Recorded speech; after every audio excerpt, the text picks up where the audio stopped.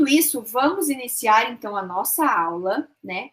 Vamos iniciar a nossa aula falando um pouquinho sobre uma questão fundamental para que a gente consiga iniciar os nossos estudos aqui. Bom, qual é o objetivo, né, a competência que nós desenvolveremos na nossa disciplina? Bom, na nossa disciplina, nós vamos buscar, ao longo das nossas 4 aulas, somando realmente ao livro didático de vocês, às aulas conceituais, a todo esse universo que envolve a nossa disciplina, porque a gente sabe que não é apenas essa aula ao vivo aqui que importa, né? Nós somos apenas uma chavinha nesse assim, emaranhado de respostas que vocês possam ter em relação a essa disciplina. Então, bom, basicamente, o objetivo dessa disciplina vai ser realmente desenvolver esses conceitos, jurídicos, que são básicos e determinantes para vocês solucionarem problemas e casos que são relacionados à atuação profissional de vocês, tá? Então, aqui, ao longo das nossas 4 aulas, vocês vão ver de forma... Tentei trazer uma aula bem prática, uma aula com fatos e eventos que são determinantes e demonstram de que fato a atuação de vocês é importante para o direito também. E vice-versa, porque é um caminho de mão dupla, eu sempre digo, tá? Então, basicamente, esse será o objetivo da nossa disciplina, da nossa conversa aqui. Então, nossa conversa aqui, ela não tem o objetivo de esgotar os conteúdos que a gente tem ali no livro didático. Para isso, vocês têm as aulas conceituais. Obviamente que se vocês tiverem qualquer dúvida, vocês mandam, vocês vêm até a aula ao vivo e tira essa dúvida aqui comigo, manda no chat, a gente responde. Vocês também têm os canais oficiais ali para conversar com os professores mediadores. Nós atuamos em conjunto, nós somos um time e nós estamos aqui para que vocês tenham e consigam entender os conteúdos que são passados de maneira clara, de maneira objetiva e de maneira simples, tá? Bom, então assim, como eu disse a vocês, esses serão os conhecimentos que nós desenvolveremos ao longo da nossa disciplina, tá? Falei bem rapidinho que sou advogada, sim, vou me apresentar, que eu acabei nem me apresentando, mas sou advogada desde 2016, sou cria aqui da Unicesumar, me formei em Direito na Unicesumar, fiz meu mestrado também na Unicesumar em Ciências Jurídicas, trabalho na educação à distância desde 2018 e estou aqui hoje para ser aquela pessoa que vai pegar na mão de vocês e que vai ensinar todos os detalhes importantes para essa disciplina valer a pena. Tá, prof, mas sem mais delongas, o que nós estudaremos aí, como serão divididas as nossas aulas? Brevemente, esse é o cronograma da disciplina, tá? Gosto de trazer sempre no início da nossa primeira aula para vocês entenderem o que vocês precisam estudar antes de chegar aqui na nossa aula ao vivo, para que vocês tenham dúvidas, para que vocês tirem realmente qualquer questão que tenha ficado meio dúbia aí na leitura de vocês, numa aula conceitual, tá bom? Então, basicamente, na nossa aula de hoje, nós estudaremos os conceitos que são abordados ali na unidade 1 do nosso livro, tá? Na unidade 1 do nosso livro, nós temos os aspectos ligados à introdução do direito e o direito constitucional. Então, a nossa aula hoje, ela está focada em entender essa teoria geral do direito, esses conceitos gerais que serão determinantes para o desenvolvimento das nossas próximas aulas, tá? Já na segunda aula, nós vamos compilar a unidade 2 e a unidade 3. Por quê? Porque aqui a gente trata de aspectos vinculados à família, a direito de família, a questões atuais que envolvem direito de família, tá? Então, aqui a gente terá essa abordagem na aula 2. A Ana Beatriz perguntou se será disponibilizado os slides. Se não foi disponibilizado ainda, eles estarão para vocês ali acho que na sala do café, né, prof? Depois você me confirma se é isso mesmo. Mas vocês terão acesso, sim, a esses slides, tá? Bom, Na nossa aula 3, nós trataremos de um braço ali do direito social que é determinante para a atuação profissional de vocês, né? Que é a parte que trata sobre a seguridade social, tá? Então, na nossa aula 3, nós trataremos sobre a unidade 4, a unidade que fala sobre a seguridade social. E já na nossa última aula, na nossa última aula, nós vamos tratar sobre esse benefício, né, de prestação continuada e aspectos introdutórios acerca da legislação previdenciária, tá bom? Bom, dito isso, vamos então aqui o nosso primeiro conteúdo, né? Quero trazer aqui algumas considerações a respeito de um tema importantíssimo, tá? Que é a moral. Eu acabei de perceber, prof, que ainda que eu tenha arrumado, ficou desconfigurado o slide. Então, me perdoem, pessoal. Eu vi que tinha ficado desconfigurado, arrumei, mas ainda assim, eu acho que quando sobe para vocês, ele fica desconfigurado. Bom, para a gente entender inicialmente o que é o direito, né? De que forma o direito atua, de que forma essa atuação é importante para que vocês consigam assimilar as abordagens, todos esses aspectos que se vinculam a essa questão, vocês precisam entender que o serviço social ele vem justamente para legitimar, né, essa prática de tornar as relações sociais dentro do campo jurídico o mais usual possível. Então, assim, vocês têm uma importância primordial na aplicação de políticas públicas, na discussão sobre questões vinculadas aos direitos humanos, aos direitos sociais da população, a necessidade de compreender de fato os processos e as relações sociais para apresentar para a nossa atuação jurídica isso de forma detalhada, com esse olhar que só vocês, assistentes sociais ou pessoas que trabalham, né, nesse ramo ou que vão trabalhar nessa área de atuação podem ter. Porque nós, aqui do lado de cá, no direito... acho que saiu. Acho que eu acabei batendo a mão no slide, prof. Obrigada.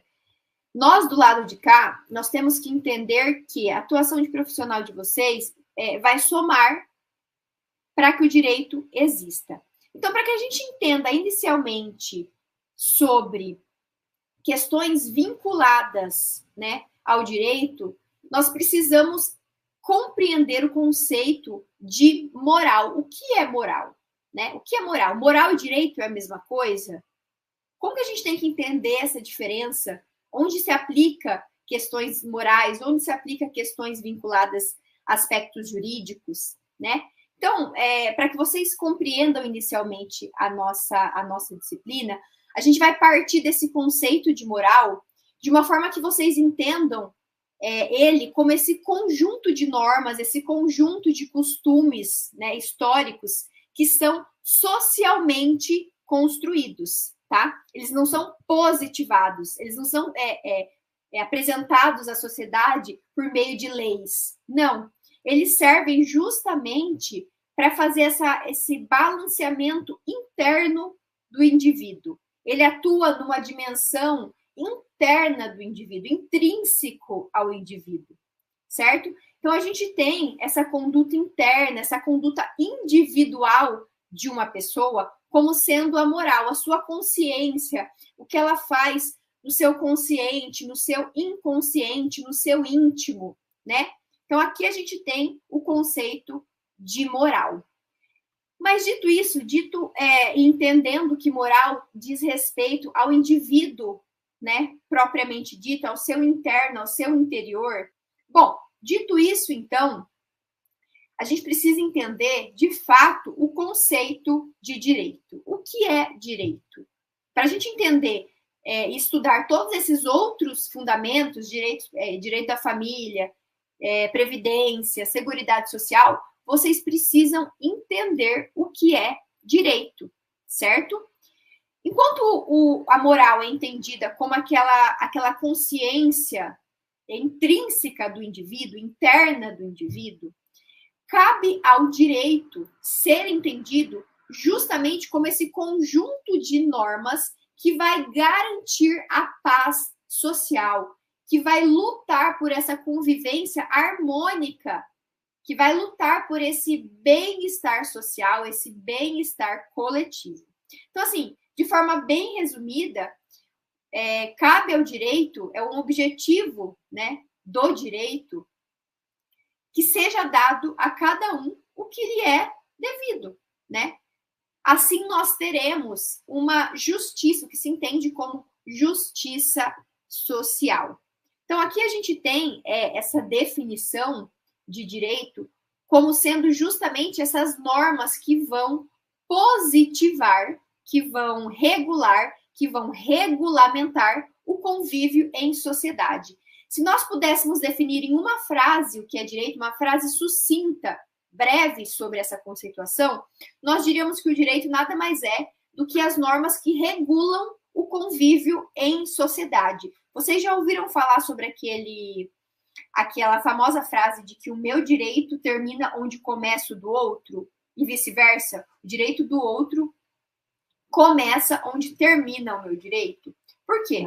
Porque aqui nós temos que ter em mente que há a necessidade de um equilíbrio entre os direitos de todos os cidadãos para que a sociedade conviva em harmonia, para que haja uma paz, uma justiça, como vocês colocaram ali na nossa conceituação, para que vocês consigam compreender que essa normativa, essa positivação das regras, olha só as palavras, das regras que são trazidas por meio de códigos, por meio de leis, por meio de qualquer um que seja esse diploma legal que vai oferecer essa normatização, ela é de suma importância.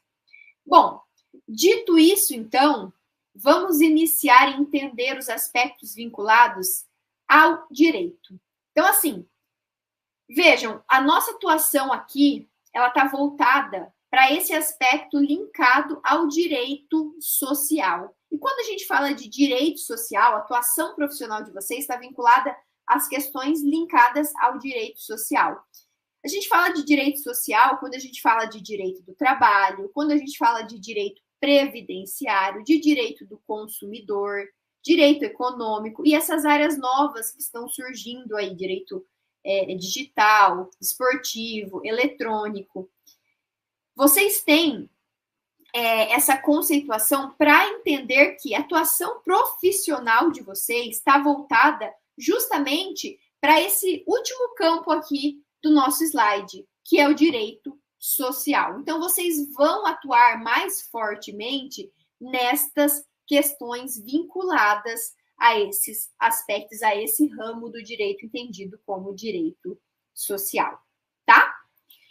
Mas, professora, como nós podemos dizer que o direito ele regula a sociedade como um todo, que o direito é capaz de fazer esse equilíbrio, né, da justiça social? De que forma nós temos essa construção do direito brasileiro? De que forma ele foi construído ao longo dos anos?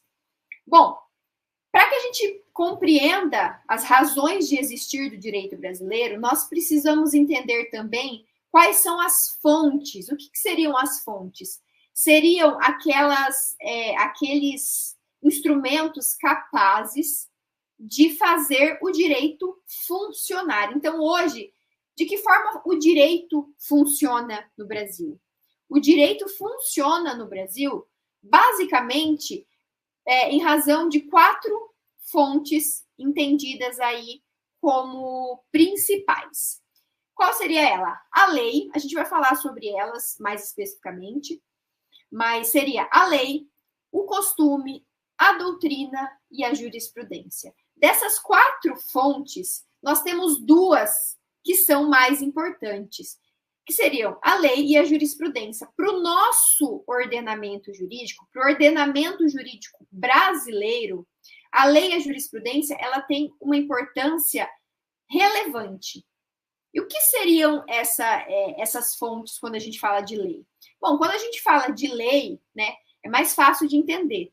A gente fala de lei justamente quando a gente acha uma normativa capaz de trazer a regulação sobre determinado assunto. Então, vamos lá. Aqui trouxe para vocês essa pirâmide. Isso aqui é a título de curiosidade, tá, pessoal? Entendendo ali aspectos vinculados a essas questões, eu falei, eu vou trazer isso aqui para eles entenderem como funciona no Brasil hoje.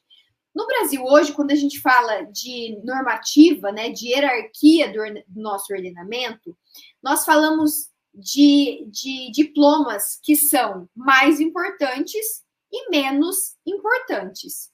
Então, nós temos hoje como a nossa carta maior, como a nossa bússola normativa, né? A nossa carta magna, como eles chamam, a Constituição Federal. A Constituição Federal é hoje a nossa lei maior, onde se tem, onde se aplica, né, as limitações para as normativas que vão vir e que são hierarquicamente inferiores. Então, quando a gente fala de Constituição Federal, nós falamos, por exemplo, se vocês tiverem curiosidade, do artigo 5º, que trata especificamente sobre os direitos fundamentais do indivíduo. Então, lá nós temos direito à honra, direito à intimidade, direito ao nome, certo?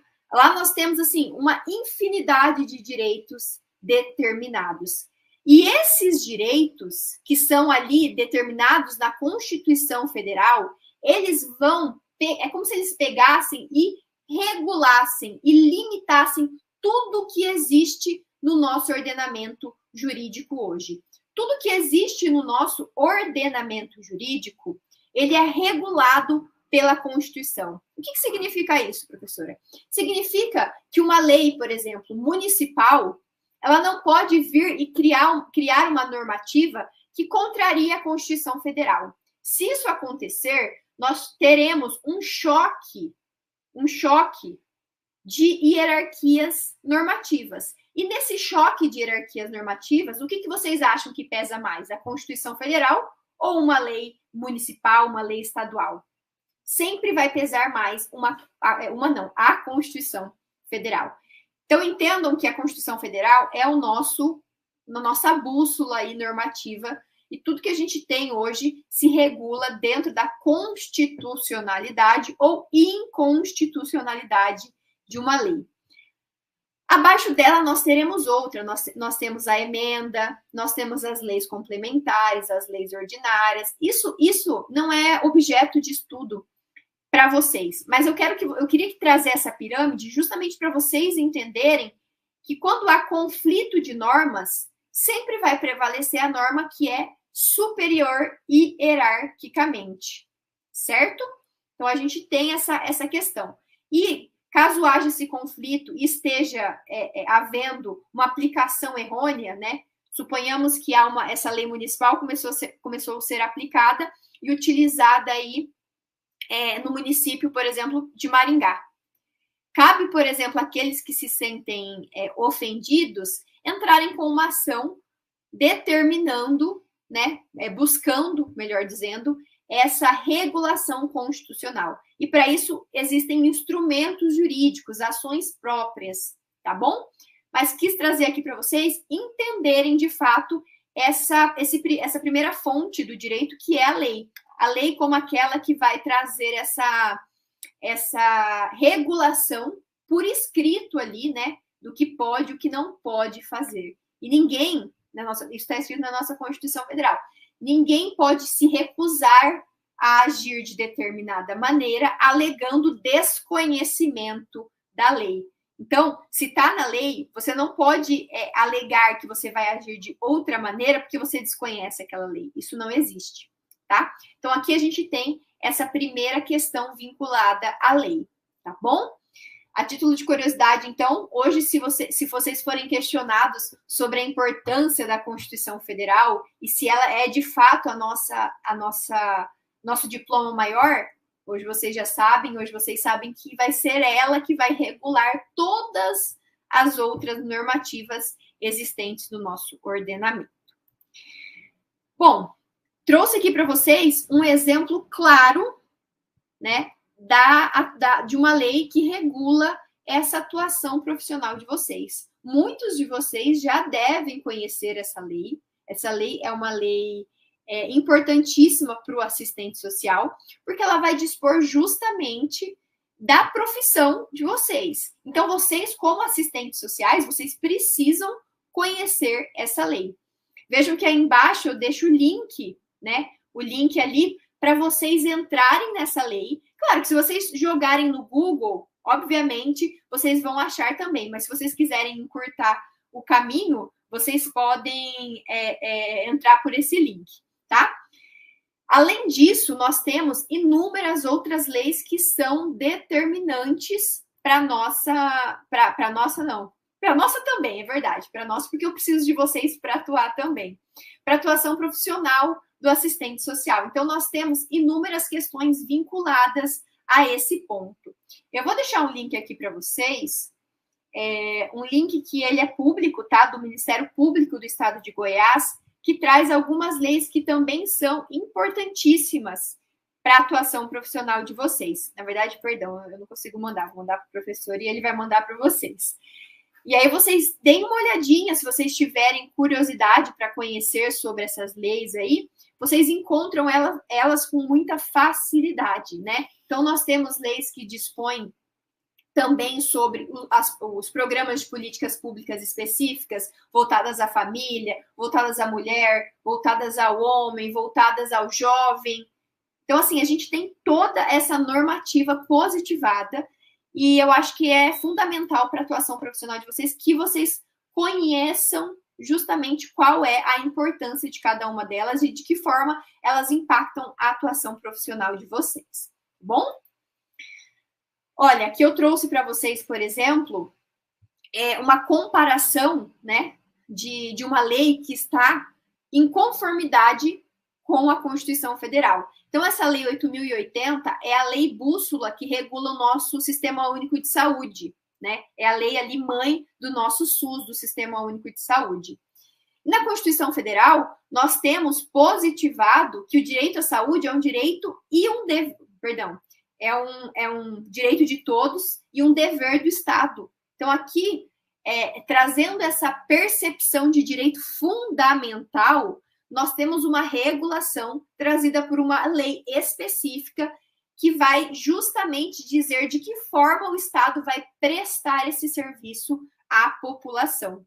Então, o SUS, ele presta esse serviço e essa regulação se deu basicamente por conta da publicação da Lei 8.080. Então, para quem atua na gestão de saúde, por exemplo, essa lei é uma lei também fundamental, uma lei de cabeceira aí para vocês conhecerem essas questões vinculadas ao Sistema Único de Saúde. Lá a gente tem as disposições gerais sobre a organização do Sistema Único de Saúde, seja ela numa atuação interna, seja ela de uma forma que é posta à sociedade, tá? Lá nós temos disposições vinculadas às questões de parceria público e privado entre um hospital particular e esse oferecimento de serviços públicos nesse hospital, enfim.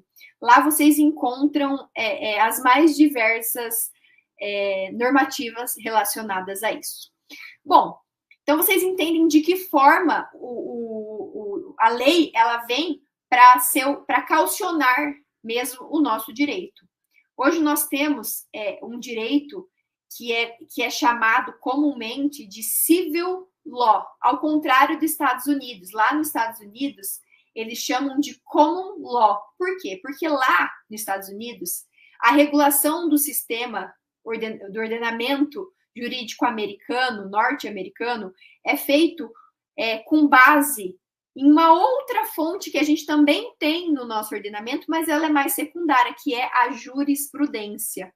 Lá, as decisões mais importantes são vinculadas aos aspectos ligados aos tribunais. Não que aqui a gente não tenha essa relevância, tá? E eu vou mostrar para vocês como ela é importante também. A jurisprudência nada mais é do que o entendimento, ela é uma palavra difícil, mas ela não é difícil, tá, pessoal? Jurisprudência deve ser entendido como a forma de decidir de um tribunal. Então, nós temos, dentro da hierarquia dos tribunais, né, nós temos a primeira instância, que são as varas nas cidades, nós temos a segunda instância, que são os tribunais que geralmente são localizados, geralmente não, sempre são localizados nas capitais dos estados, né?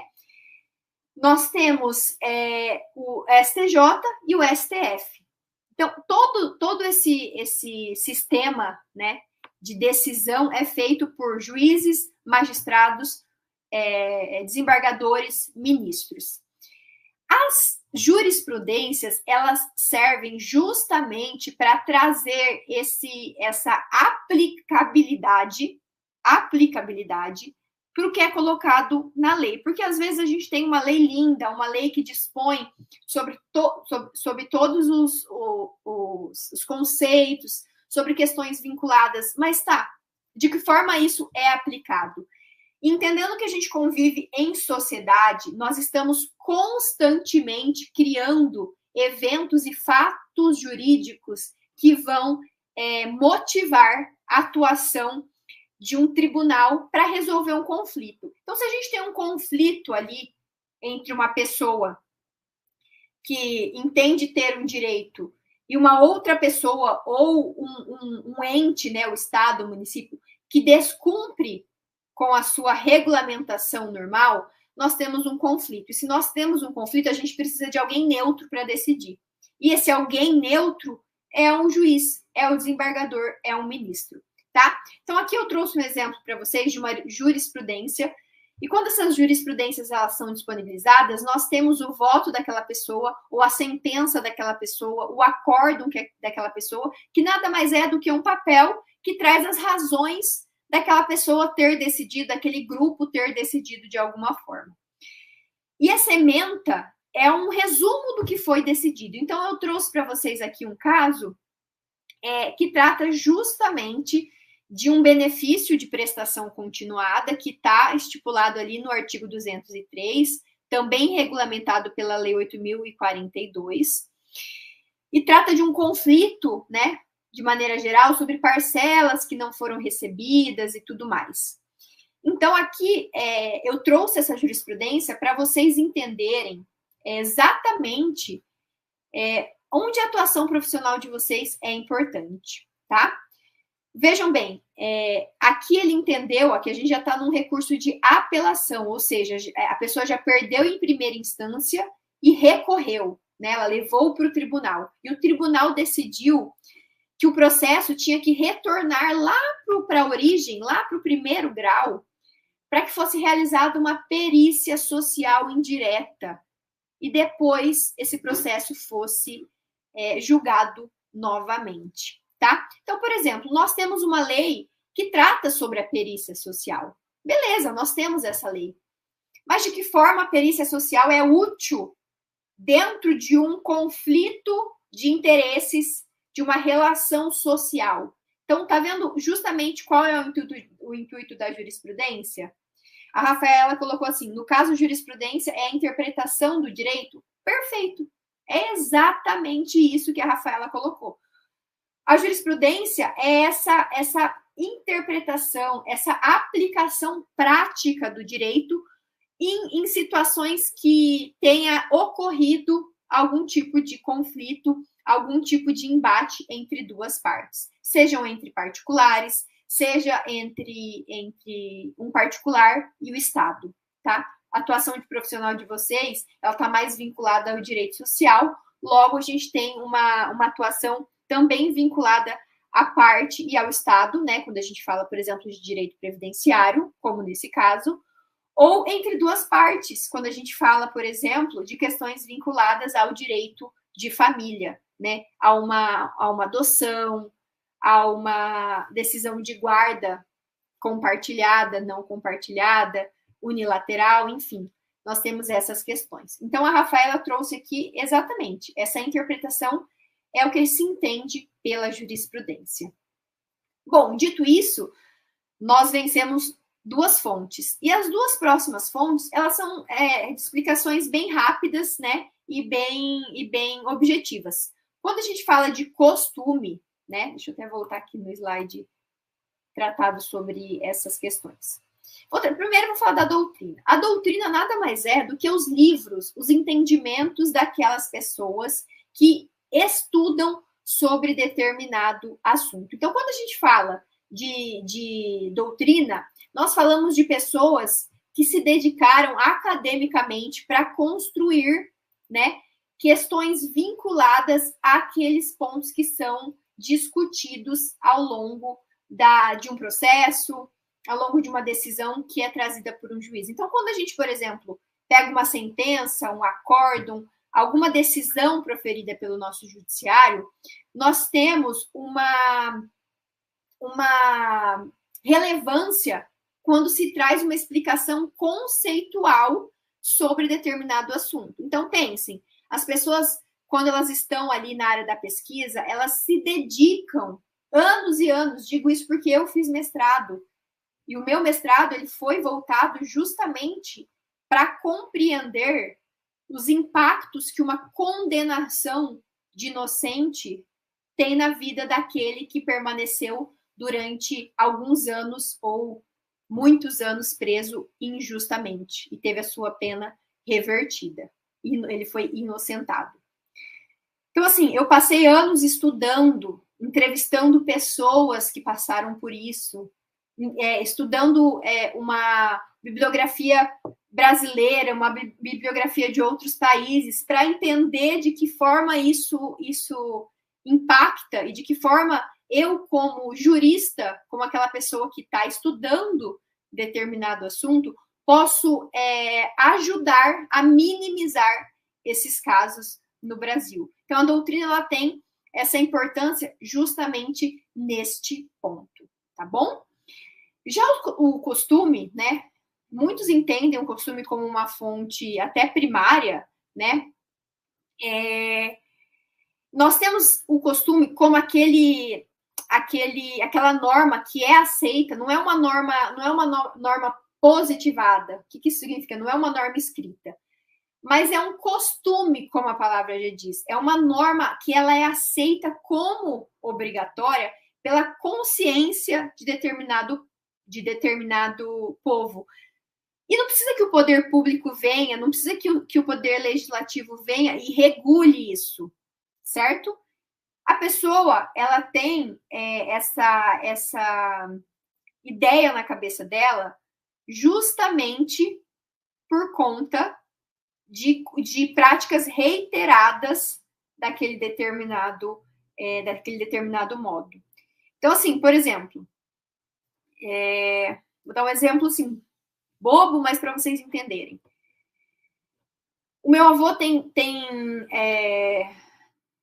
um costume de tomar café todo dia às 5 horas da tarde. Alguém falou para ele que ele tem que tomar café todo dia às 5 horas da tarde? Não pode ser 4, não pode ser 6, tem que ser 5. Alguém obrigou ele a fazer isso? Ou ele, de tanto fazer isso, ele criou essa vontade nele? Como que a gente pode entender isso? Como a prática reiterada de ações que levam determinada pessoa a agir de determinado modo. No direito, nós temos exemplos que tratam essas questões como determinantes. Por isso que elas também são consideradas fontes do direito, tá bom? Mas para que vocês saibam, a atuação profissional de vocês vai ser muito mais usual à lei e à jurisprudência. Mas vamos seguindo então, senão a gente não vai vencer o tempo da nossa aula.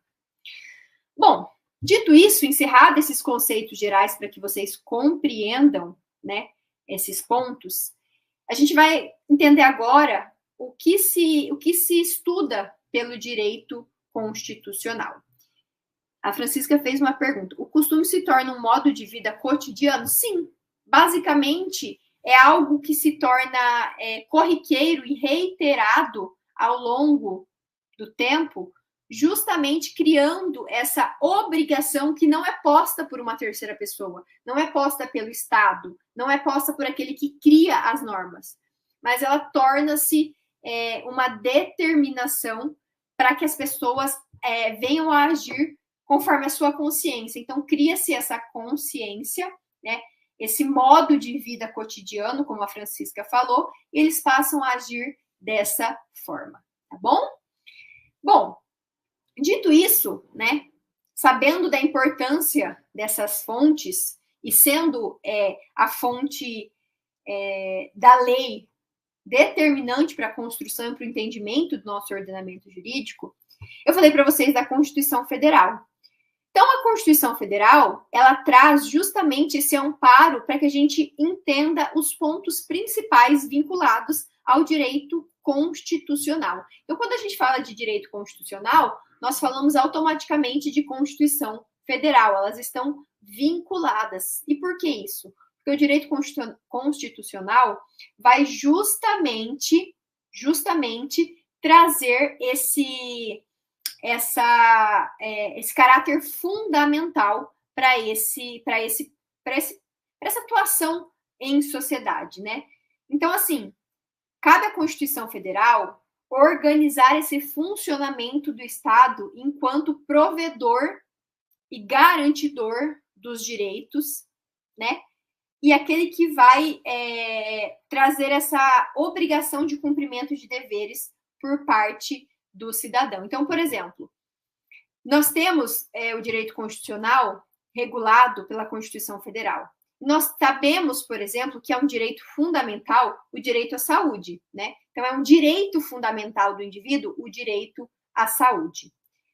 Falando do direito à saúde, nós temos a obrigação, o dever do cidadão em pagar impostos que vão subsidiar, né, que vão custear o nosso sistema único de saúde, por exemplo. Então, de um lado, a gente tem essa regulação vinculada ao direito e de outro lado, nós temos essa vinculação ligada ao dever, cabendo ao direito constitucional trazer esses elementos vinculados ao funcionamento do Estado. Então, o Estado, para funcionar, a sociedade precisa ter direito à saúde, ao mesmo tempo que ela precisa pagar os impostos para que isso tudo funcione. Obviamente, que eu não estou dizendo aqui que isso funciona perfeitamente, que a nossa carga tributária não é altíssima. Eu sei o quão alta é a carga tributária brasileira, uma das mais altas do mundo.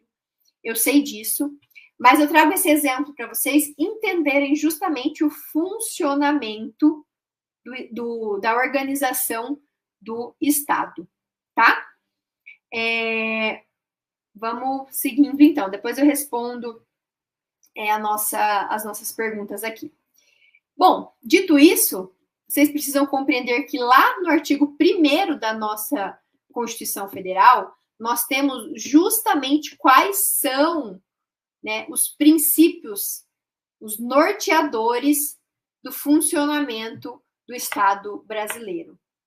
E dentre esses princípios fundamentais, né, o meu destaque é para a dignidade da pessoa humana. A atuação profissional de vocês é uma atuação que preza e deve prezar justamente por essa garantia, né, da dignidade da pessoa humana. E a dignidade da pessoa humana, enquanto princípio, né, da nossa Constituição Federal, aquele basilar, né, ele traz essa conotação, esse conceito vinculado justamente àquelas necessidades que são fundamentais, que são vitais para cada indivíduo. Então, a gente tem a dignidade da pessoa humana como sendo a bússola que traz justamente esse respeito à integridade física, à integridade psicológica, à integridade social da pessoa, à igualdade em relação a todos os indivíduos, à liberdade. Então, esse princípio da dignidade da pessoa humana, ele traz justamente essa alusão a tornar o convívio a fornecer, né, para a sociedade condições vitais para a sua organização e para a sua vivência. Então, a gente tem essa definição específica, trazendo justamente essa questão vinculada a ser inerente à pessoa, né? Ela vai ser inerente, vai ser própria, vai ser aquela que vai regular o mínimo necessário, né? E aqui a gente tem várias discussões sobre o que se entende por mínimo aqui, para trazer justamente esses aspectos vinculados à nossa dignidade, tá? Esse direito fundamental de conviver em sociedade e ter respeitado as suas condições como indivíduo. Bom, só para fechar aqui, nós temos essa outra jurisprudência que eu trouxe para vocês, e vai estar lá no slide, depois vocês dão uma olhada, e ela está basicamente vinculada e sustentada nesse princípio. Então, entendeu-se aqui que essa prestação, esse pagamento desse benefício não poderia ser interrompido, né? Justamente porque isso causaria uma ofensa à dignidade da pessoa humana. Ou seja, aquela pessoa, ela recebia determinado benefício ao longo de muito tempo. Recebendo esse benefício ao longo de muito tempo, isso traria a ela, né, uma diferença de vida que lhe causaria prejuízo. Ela não teria mais dinheiro para comprar seus alimentos, para pagar os seus remédios e tudo isso. Então, sobrepesou esse princípio como norteador e o juiz entendeu e fundamentou a decisão justamente nesse princípio, tá? Bom, fechamos então, deixo aqui para vocês, a todo final de aula eu vou deixar para vocês uma diquinha minha, que eu chamo de pílulas do direito, né? Que trata justamente sobre uma dica. Então, de dever de casa aí para vocês, entrem e pesquisem sobre a Declaração Universal dos Direitos Humanos. Se a nossa Constituição Federal ela regula isso por meio de artigos esparsos, né? Dispersos aí na nossa Constituição Federal, nós temos um diploma internacional vinculado à ONU, que é a Declaração Universal dos Direitos Humanos, e que trata especificamente sobre o que se entende como mínimo necessário para que as pessoas convivam em sociedade. E vejam, não é porque nós somos brasileiros que o mínimo necessário para nós tem que ser diferente de uma pessoa que mora em outro país. Então, vem esse diploma legal, que é um diploma aceito e internalizado pelo Brasil, para trazer justamente esses aspectos vinculados a esses direitos humanos aí de todo cidadão.